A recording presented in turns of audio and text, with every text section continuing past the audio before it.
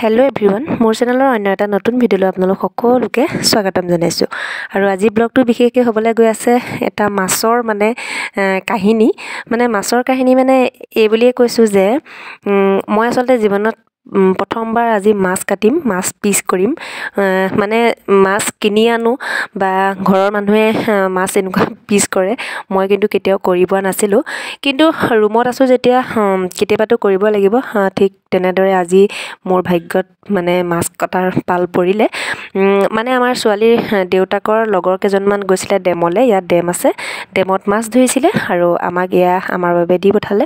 গতিকে কাটি কুটিটো দিয়া নাই, মই কাটিব লাগিব। গতিকে চেষ্টা কৰিলোঁ আৰু কাটিবলৈ।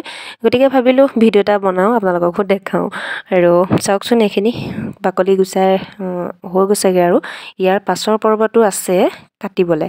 আৰু ধুনীয়াকৈ ধুই মেলি আনিলোঁ। ধুই মেলি আনি ধুনীয়াকৈ গড় এটুকুৰাও একদম জোখৰ মাখত আনিছোঁ আৰু দেই।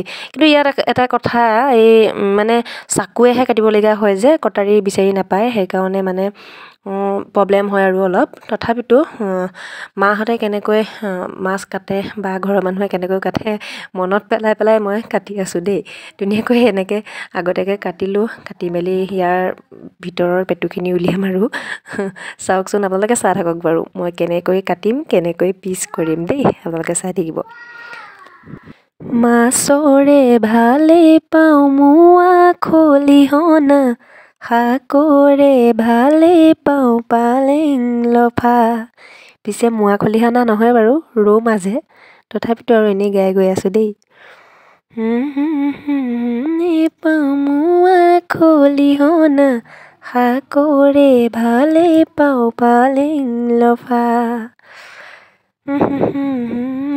পিচ কৰিলোঁ আৰু কেনেকুৱা হৈছে জনাব দেই। এয়া অৱশেষত পিচ। চেলফি একপিও মাৰি ল'লোঁ আৰু। Bye bye.